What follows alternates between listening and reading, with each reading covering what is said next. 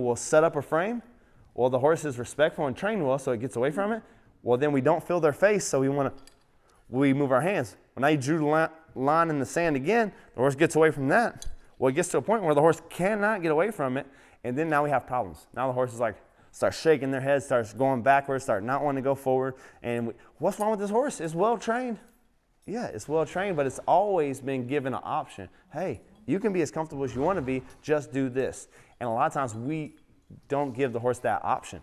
We put something on and the trainer says, hey, this horse will work perfect with this. They're not lying to you. It's that, yes, if you draw a line and you put your hands in one place and you leave your hands alone, they will take it. So the reason we don't do a lot of work with our clients with this is because just like the horses, the person has to be educated to the level to be able to handle this. If you're riding on either of these, you need to be able to walk, trot, canter, and not move your hands at the same time. And as we go down the list of bridles, you get fewer and fewer horses that can accept that, and you get fewer and fewer people that can handle that responsibility. With great power comes great responsibility. Spider-Man.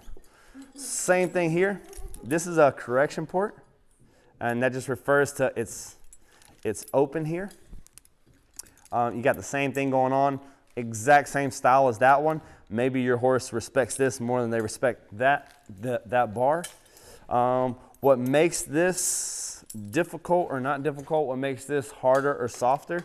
So this port is going to be harder on than this port because the metal here is fatter and this is smoother. The metal here is thinner and the points here are sharper.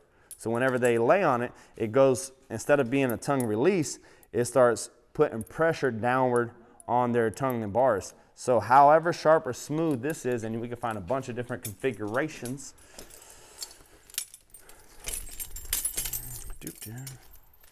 I may have a bit of a problem. This bit right here, this is what won the West. The West was if you go to Teskey's or you go to the old-timey historic tack shops, everybody rode with some form of this. A completely welded solid grazing bridle, and it may have been a little port, may have been a bar, but it was welded solid, and all those John Wayne movies, and this was what was in the horse's mouth. Something solid, a bar or a bar with a little tongue relief. And again, you see how this is smoother and this is smoother than this. So that's really the difference in severity. It's not, oh, this one has a cool design on the shank. It has nothing to do with that. It has to do with this is a little sharper. Now, if this came and it was, squared off or had rougher edges or had a twist on it or something like that, that just, again, it just puts more pressure. And the idea of all these things, whenever you get more pressure, is that you do less and they do more. Is the port on the mouthpiece, the height of it, does that have anything to do with the roof of their mouth, or is it all directed to that point? Great question, great question. So does the size of the port have anything to do with the roof of their mouth? Most of these don't have anything to do. This one may get up there. Once you start getting above 2 inches in that port, then we're starting to talk about the roof of the mouth. But look, this is a cathedral port or a spade bit. This is the vaqueros ride this. You have different cultures that like a bridle like this. If you think this is going to make a horse stop, you're sadly mistaken. If there was a bit that did my job for me, I would not have a job because bits are a lot cheaper than me working. So understand that nothing is going to do the job for you. Can it help clarity? Can it make the horse understand? All right, so look how big. This is the biggest port I have. Okay. Biggest port I have, and I'll say, oh my gosh, this stupid horse, it won't stop. Let me go get the biggest bit that has the biggest shanks, the biggest port, and I'm going to pull real hard. Look how, this is the horse's tongue.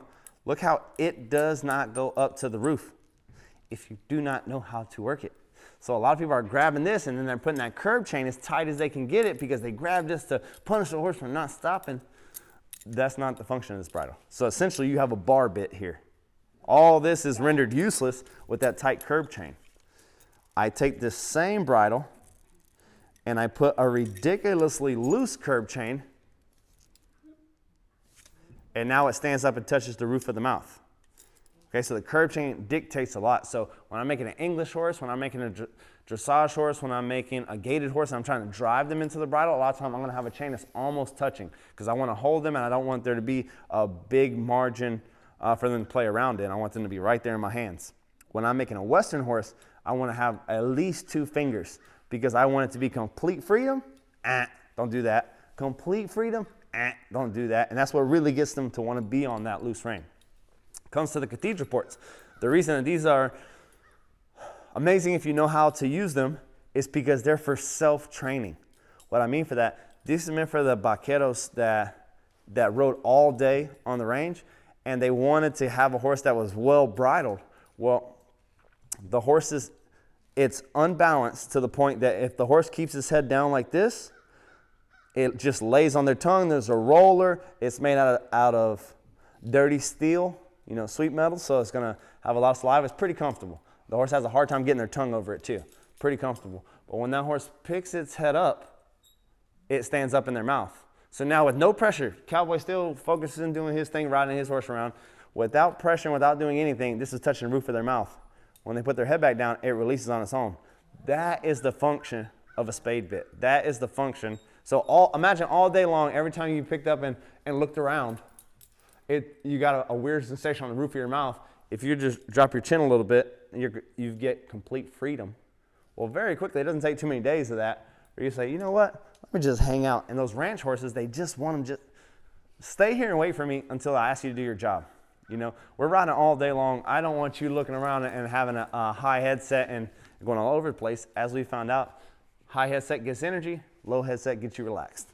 So that's the purpose of this bridle. So I haven't seen the bridle that somebody that trains didn't have some idea of. I think we could do it easier. I think we could do it better. And that's how all this stuff was invented, to make the job easier, because evolution, that's how it works. You know, evolution, we make the job easier. We find better ways, modern marvels, things like that. And we're really able to get the horse to figure things out. Any questions? What's the name of the guy that made, you've told me before, that made Richie?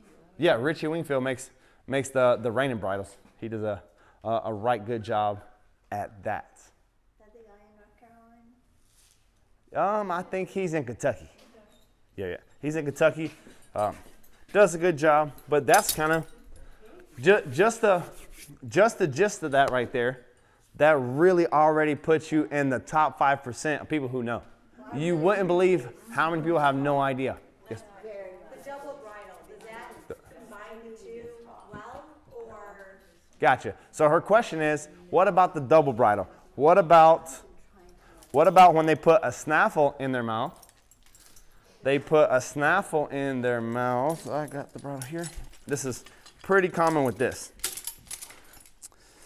I saw a lot of that in Spain with this. They would put a snaffle in their mouth. Let's say this. They would put this in their mouth, and then they would put this in their mouth, and they'd be doubled up here. All right? It's kind of a older way of thinking. This is a pretty traditional way of thinking. This is this. Most of the tension goes here, holding the horse and making them bigger and push up in the bridle and this, that, and the other. And then the pinky touches this and makes that horse want to tip its nose. And the thinking was, well, if you really push them into the bridle and they got used to this, you would lose the tip of the nose because they get so strong and heavy on it that if you let a horse get strong and heavy on something powerful, if you get a dog where it doesn't care about getting shocked anymore, you got a problem, okay? Well, it's the same thing. So they were using the snaffle to lay most of the weight on because they wanted to puff up the horse's chest and they wanted to look like a monster going in to win for the Olympics. So they pushed that horse up into the bridle to get it real strong. And then they used their pinky in that second rein to touch this. Nowadays, if you are doing that type of thinking, you can do the exact same thing with one bridle and not even have two bridles. So you get a pelham, and you have the same thing. And maybe you have a green young horse that you're having a hard time transitioning from one to the other. You can put one rein on the snaffle part here and let them. They're already comfortable. They're already kind of holding on that. But then you can start putting a little pressure on the curb chain and start tipping their nose. So you're starting to get the best of both worlds. The only folks who are really doing that in today's world are some gaited riders and some dressage riders who are looking up and in, up and in. If we, A lot of saddlebreds. yeah, exactly. The English style riding where you're trying to get up. Everybody that we mentioned, saddlebred, dressage, some gaited riders, we're trying to get the horse's head high, but nose in, and that's one way to go about getting it.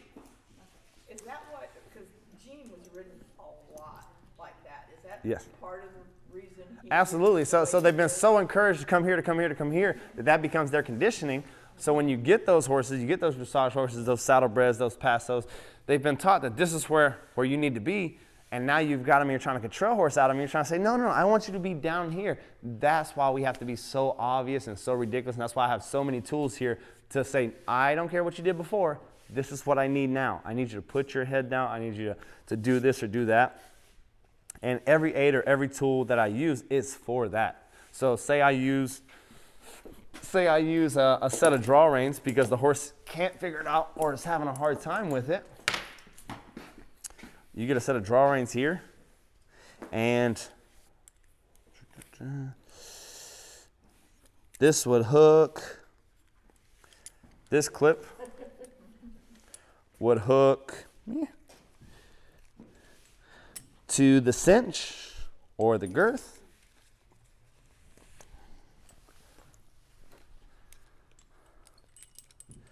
This would hook to the bridle that's on your horse. You get the bridle. There we go. There we go. So wherever these are hooked, you've just essentially, number one, doubled up your strength by having to pass through something. So you've doubled your ability to add pressure, and you're drawing them wherever you want. So imagine if we put this under the cinch, pick your head up higher. Okay, so you have a high-headed horse, like that saddlebred or that dressage horse. Every time you grab, no matter where your hands go, you're drawing them downward and really giving them that example of what you're looking for. And that's where a set of draw reins, a martingale is really coming in handy, is really coming into play. If we use a martingale, it's the exact same thing. We're trying to get the horse to understand, hey, put your head down. We can do the same thing. We hook our reins. Here, you can be mine. We hook our reins here, and then, so those were just one continuous rein that had 2 extra clips on it. This is a German martingale, so it has a Y, it has a piece of leather there, and it has 2 strings here. You take these 2 strings and we go through to the bridle. Where am I going? The string comes through this from the inside out. Perfect. Nice. Again, this connects under the cinch. So you're going to pick your head up high. There you go. Wait. Sorry. No worries. So this is going to connect under the cinch. You got a high-headed horse. Every time that you pick up, you're drawing them downward. Well, very quickly, the picture of what you're asking of the horse becomes a lot easier. But it's the same thing. An amazing tool in educated hands. And the education is you're doubling up your strength by putting a draw into it. Well, if you let the horse get heavy on this, if you let the horse pull on this, oh my gosh, they're going to be so iron mouth. The other thing that is a con of this, if you haven't educated your horse on how to give the pressure, if they don't understand, and now you trap them and double up the pressure, again, you are coming closer to them in a language they don't understand and getting louder. The pressure just doubled. The pressure just doubled and they don't know how to give the pressure. That's where these things get a bad rep for those 2 reasons.